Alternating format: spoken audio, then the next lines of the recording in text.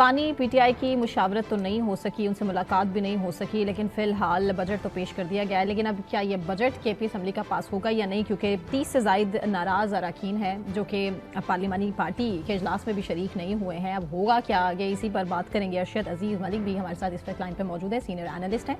मुज़म्मिल साहब भी हमारे साथ स्टूडियोज़ में मौजूद हैं। बहुत शुक्रिया अरशद साहब आपके वक्त के लिए। अरशद साहब, हुकूमत और तहरीक इंसाफ के राबते एक बार फिर से बहाल हो रहे हैं, क्या मुज़ाकरात जल्दी होने जा रहे हैं, मुलाकात हो जाएगी, इमरान खान साहब को हॉस्पिटल मुंतकिल कर दिया जाएगा, आपको क्या लगता है? जी बहुत शुक्रिया। एक तो ये बड़ी वाज़ेह है बात कि इमरान खान साहब के साथ इनकी मुलाकात नहीं होगी, और अगर मुलाकात होगी भी तो बैरिस्टर गौहर साहब की या फैमिलीज़ में से किसी की मुलाकात हो सकती है। लेकिन जहाँ तक ताल्लुक़ है सोहेल अफरीदी साहब का, तो मेरा ख्याल है कि उनकी मुलाकात नहीं होगी।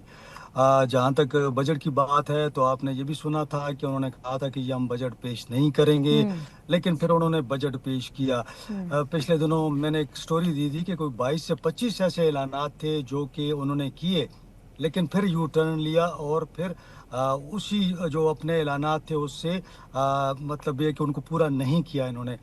तो अब बजट पेश कर दिया है, और जो मंजूरी की बात है तो 4-5 दिन इन्होंने बहस के लिए दिए हैं। उसके बाद जो शेड्यूल है उसके मुताबिक ये 28 तारीख को मंजूर हो जाएगा। जो फॉरवर्ड ब्लॉक है, नाराज अरकान हैं, वो इस बजट को वोट डाल देंगे, वो इस बजट से मुतमईन है? जहाँ तक नाराज अरकान की बात है तो देखिए ना, यहाँ पे इस वक्त सूरत हाल ये है कि 3 किस्म के ग्रुप बने हुए हैं पीटीआई के अंदर। एक ग्रुप जो बैठा हुआ है, कुछ लोग तो शहबाज गिल वगैरह हो गए, शहजाद अकबर साहब हो गए, वो बैरून मुल्क हैं।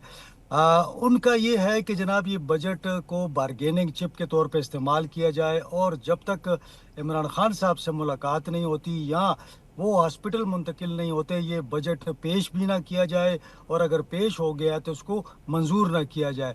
दूसरी जानिब सोहेल अफरीदी हैं, उनको मालूम है कि अगर उन्होंने बजट पेश ना किया या जब बजट मंजूर ना हुआ तो 1 जुलाई से उनके लिए मुश्किलात बढ़ जाएंगी। सुबह को चलाना मुश्किल हो जाएगा, बल्कि नामुमकिन हो जाएगा। तमाम तनख्वाहें बंद हो जाएंगी, तमाम लाइन ऑर्डर के हवाले से कोई 1 रुपया भी खर्च नहीं हो सकेगा। लिहाजा वो 3 महीने वाला भी ऑप्शन उन्होंने एक ऐलान किया था, लेकिन उस पर भी अमल नहीं किया। तो और एक तीसरा जो ग्रुप है वो चाहता है कि ये कशमकश चलती रहे। वो लोग हैं जो नाराज़ लोग हैं। यानी एक तरफ तो वो ये कहते हैं कि जी इमरान खान साहब की रिहाई के लिए मुहिम चलाई जाए, उनकी हॉस्पिटल मुंतकिली के लिए कोशिश की जाए, लेकिन वो अंदर खाने तो वो लोग नाराज़ हैं, और उनकी नाराज़गियाँ भी दुरुस्त हैं कि वो कहते हैं कि जी सोहेल अफरीदी साहब जो हैं वो फ़िरौन बन चुके हैं। जब से वज़ीर आला बने हैं, ना वो लिफ्ट करवाते हैं, ना किसी मैसेज का जवाब देते हैं, ना ही किसी कॉल का जवाब देते हैं, और मुलाकातें भी नहीं होती हैं, और वज़ीर तो उनको पहले ही नहीं बनाया गया। तो लिहाजा ये 3 किस्म के ग्रुप्स जो हैं अभी काम कर रहे हैं। मेरा जो अंदाज़ा है कि बजट तो पास होगा, क्योंकि इसके अंदर आप देखेंगे पूरे सूबे के हवाले से फंड्स हैं, उसमें ऐसा मुमकिन नहीं है कि आप बजट को रोक सकें और आप बजट पास ना करें। तो नाराज़ अरकान भी बजट में आए थे, तमाम के तमाम असम्बली में मौजूद थे। लेकिन एक बात जो बड़ी अहम है कि जिस तरह पार्लिमानी पार्टी के अंदर ये लोग नहीं आए थे, तो ये जो कल एक मीटिंग हुई थी पार्लिमानी पार्टी की बजट पेश करने से पहले, उसमें भी ये लोग मौजूद नहीं थे। लेकिन मेरे ज़रा ये कहते हैं कि जब ये तनकीद भी करेंगे, लेकिन जब बजट पास करने की बात आएगी तो उस वक्त उम्मीद है कि ये लोग उसका साथ देंगे सोहेल अफरीदी का। और ऑपोजिशन सुना है इस वक्त सोहेल अफरीदी के साथ है, JUI भी सोहेल अफरीदी के साथ है, पीपल्स पार्टी भी सोहेल अफरीदी के साथ है बजट पे हुई इनके। देखिए वो अगर आप देखें तो जब इनके लोग नाराज हो गए तो सोहेल अफरीदी साहब जो थे वो भागे भागे पहुंचे मौलाना फजल रहमान साहब के पास। फिर गवर्नर साहब के साथ आप देखें तो उनकी बड़ी अच्छी मीटिंग्स हो रही हैं। तो उनकी कोशिश ये थी कि उन्होंने जाके यही बात की कि जी हम चाहते हैं कि अपने ये हुकूमत चलाएं, जमहूरियत चलती रहे, तो आप हमें सपोर्ट करें, क्योंकि उनका ये कहना था कि इस्टेब्लिशमेंट मुझे नहीं चलने दे रही, मुझे स्पेस नहीं दिया जा रहा। तो वो अपनी स्पेस के लिए उनके पास गए थे। तो मौलाना ने उन्हें एक बड़ी ज़बरदस्त बात कर दी। उन्होंने कहा कि आप जाएं मरकज़ में बात करें, जाके अपने फ़ंड तो लेके आएँ। तो फिर वो NEC की मीटिंग के लिए राज़ी हो गए और NEC में चले गए, जहाँ पे जाके उन्होंने कमिटमेंट कर दी कि जी 109 अरब रुपए हम आपको दे देंगे। तो मौलाना को आपको पता ही है, बड़े पुराने सियासतदान हैं, वो इतनी आसानी से हाथ नहीं आते। तो लेकिन सोहेल अफरीदी गंडापुर की मुखालफत में मौलाना के साथ चल रहे हैं। जी हाँ, बिल्कुल उनको ये मालूम है कि मौलाना साहब की और गंडापुर साहब की, तो आपको पता है चूंकि वहाँ पे कॉन्स्टिट्यूंसी भी है, अपना हलके हैं उनके और एक ही डिस्ट्रिक्ट है, तो उनके आपस में तो क्लैशेस चल रहे हैं।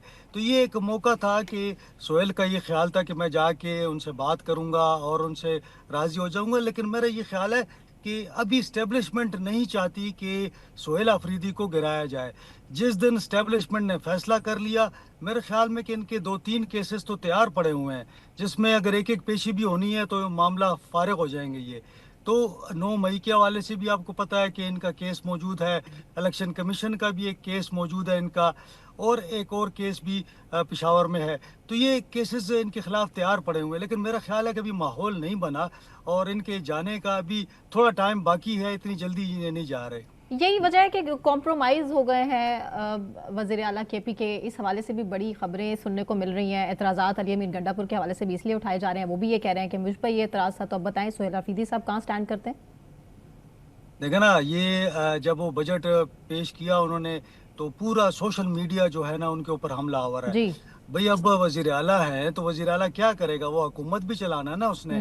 तो लेकिन मामला ये है कि अली अमीन भी कंप्रोमाइज थे और सोहेल को भी अभी समझ आ गई है कि अगर उन्होंने ताल्लुकात ना बनाए, और देखिए ना सोहेल अफरीदी ने कितने महाज खोले हुए हैं, पार्टी के अंदर भी उनका महाज खुला हुआ है, और दूसरी जानेब जो अगर आप देखें फेडरल गवर्नमेंट के साथ भी उनके ताल्लुकात ख़राब होते हैं, स्टैब्लिशमेंट के साथ भी उनका पंगा हुआ होता है। तो हर तरफ से उनके ऊपर हमले हो रहे हैं।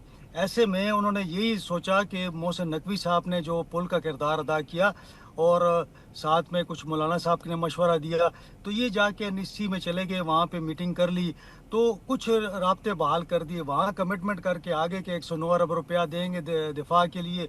बाद में कह दिया जी हमने तो आज खसारे का बजट दे दिया है। तो ये एक खसारे का बजट नहीं है, ये सिर्फ आप ये समझ लें कि आदाद शुमार इन्होंने आगे पीछे कर दिए हैं।